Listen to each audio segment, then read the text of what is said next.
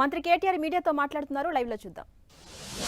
పెద్దది బ్రదర్ 2040 కల్లా 2040 కల్లా Hyderabad should become a net zero city and 2047 కల్లా భారతదేశానికి స్వాతంత్రానికి 100 ఏళ్లు నిండే 2047 కల్లా మొత్తం తెలంగాణని నెట్ జీరో అంటే ఏంటి?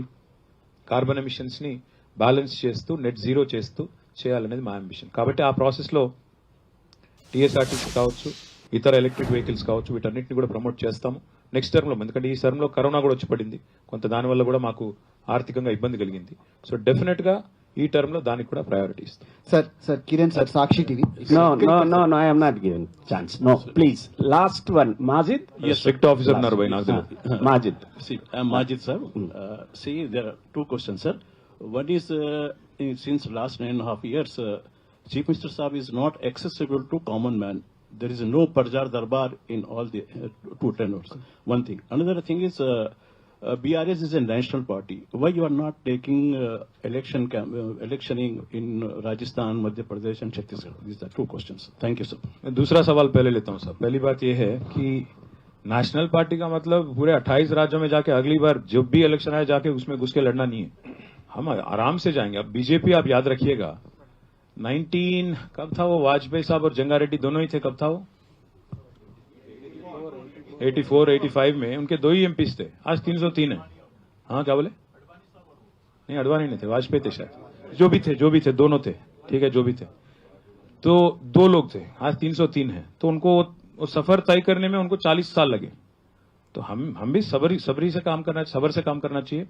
हम भी कोशिश में लगे. पहली बार तो महाराष्ट्र में जाना चाहते हैं. महाराष्ट्र में हमारा कुछ झंडा लहरा के वहां कुछ सीट हासिल करना चाहते हैं. वहां तेलंगाना का रिजल्ट वहां दिखाएंगे, बोलेंगे कि अगर तेलंगाना में तीसरी बार भी कांग्रेस को बीजेपी को हराए और इतना अच्छा काम अगर कर रहे हैं तो महाराष्ट्र में अब मौका दीजिए, हम कोशिश करेंगे.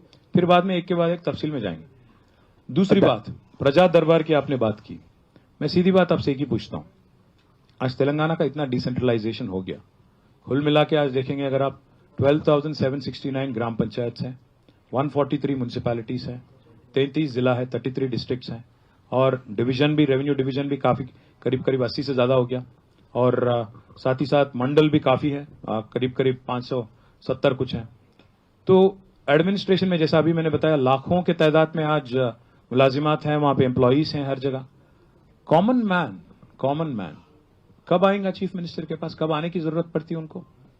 कब? जब all these institutions fail.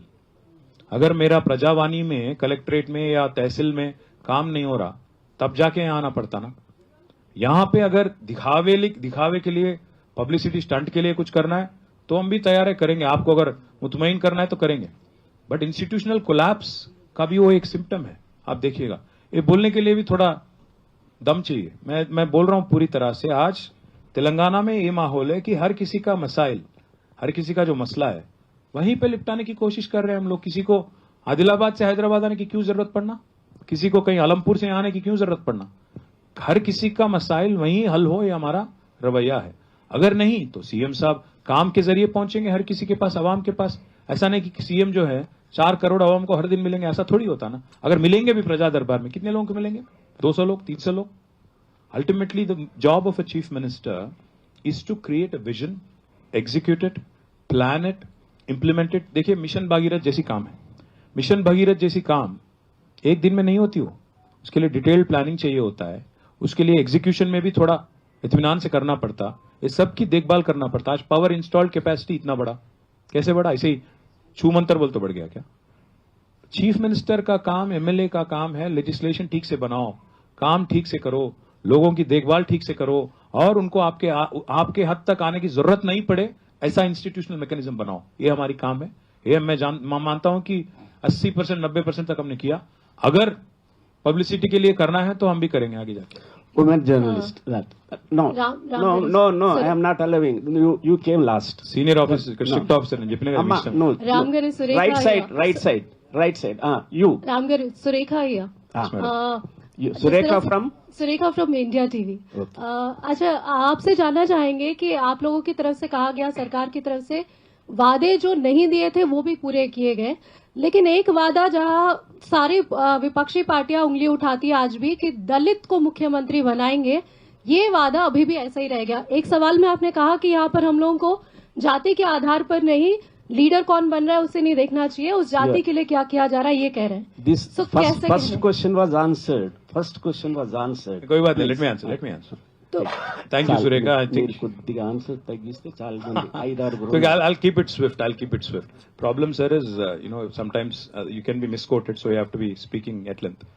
So Sureka garu ఇప్పుడు మీరు అమిత్ షా మాటల్ని ఉటంకించినందుకు ధన్యవాదాలు. నిన్న కూడా ఆయన చెప్పినట్టున్నారు. I'm sorry you feel that way. That was the way 2014 కంటే ముందు చెప్పిన మాట వాస్తవం, నేను కాదంటలేదు. కానీ 2018లో 23లో మా నాయకుడు కేసీఆర్ గారే ఆయనే ముఖ్యమంత్రి అవుతారని 18లో పోయాము, గెలిచాము, ప్రజలు ఆశీర్వదించారు. 23లో కూడా మళ్ళీ కేసీఆర్ గారే ముఖ్యమంత్రి అని పోతున్నాము. మాకు విశ్వాసం ప్రజలపైన ఉంది. Yes, we had taken that slogan, we had not implemented it. I agree. But 18లో పోయాము, గెలిచాము. కాబట్టి ఇట్స్ 9 ఏళ్ల కిందటి ఇష్యూ. అంటే ఈ 9.5 ఏళ్లలో కొత్తగా మమ్మల్ని తిట్టడానికి ఇష్యూస్ లేకపోతే 9.5 ఏళ్ల 10 ఏళ్ల కిందటి ఇష్యూ తీసుకుంటున్నారు అనుకోవాలి. సరే, అది వాళ్ళ విఘ్నత వదిలేద్దాం. ఇక రెండో క్వశ్చన్ నాకు తెలిసినంత వరకు ఇందులోనే ఆన్సర్ ఉందని నేను అనుకుంటున్నా. Thank you. సార్ నమస్తే, నేను Mahender Reddy, Raj news sir. I'm blocks to Gandipet. So 111 GO అంశం ఒకటి 69 జీవో తీసుకొచ్చారు. మంచి ఇన్ఫ్రాస్ట్రక్చర్ పెరుగుతుంది, దీంట్లో అభినందన సార్. 69 జీవో ఇంప్లిమెంటేషన్ అనేది కొంచెం ఆలస్యం అవుతున్నట్టుంది ఈ మధ్య కాలంలో. కోర్టులో ఉంది బ్రదర్, హైకోర్టులో పిటిషన్ ఉంది కాబట్టి దాని వల్ల కొంత జాప్యం. ప్రైవేట్ విద్యార్థులకు అరకట్టాల్సిన అవసరం ఉందా? అస్సలు स्ट्रिक्ट ऑफिसर। सर नमस्ते सर, मेरा नाम सैयद गौस मोहिउद्दीन है सर। मैं IND टुडे से ताल्लुक रखता हूं और Telangana state Urdu working journalist federation का जो जनरल सेक्रेटरी भी हूं सर। ठीक है सर, आपने जैसा अभी कहा कि आपने लंबी लिस्ट सुनाई कि आपकी कामयाबी है। केसीआर साहब हमारे अपने हैं बोल के पब्लिक ने वोट किया था और कुछ हद तक आपने अच्छा भी काम किया है, मगर उर्दू के ताल्लुक से सेकेंड लैंग्वेज डिक्लेयर करे साहब, मगर उर्दू में काम बराबर नहीं हो रहा है। कभी कभी ऐसा होता है कि आपके पास से भी उर्दू में प्रेस नोट्स नहीं आते। अनफॉर्चुनेटली गौस भाई, अनफॉर्चुनेटली मैं भी पढ़ नहीं पाता, उर्दू लिख नहीं पाता। Argument please, no argument, I am not arguing sir. तो गौस भाई नहीं समझ गया मैं आपकी सवाल समझ गया। क्वेश्चन कंप्लीट नहीं किया। I have not completed my question sir.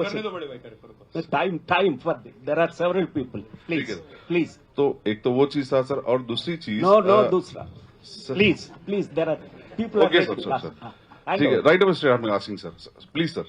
Sir दूसरी चीज के माइनॉरिटीज को आपने हमेशा सपोर्ट करते हैं, मुझे दावा करते हैं, मगर लेजिस्लेचर में उनको बराबर उसका हक नहीं दिया जाता है। और तीसरी चीज सर के केसीआर को हम आप लोगों को बीआरएस पार्टी की तरफ से ये बोलना क्यों जरूरी समझ रहे हैं sir? I request the guest only one answer. KCR को ही सीएम क्यों बोलना जा रहा है सर? यू लास्ट चिवर की। तो गौस भाई, पहली बात तो यह कि जिन्होंने ये राज को हासिल किया, जिन्होंने नामुमकिन को मुमकिन बनाया, वो अगर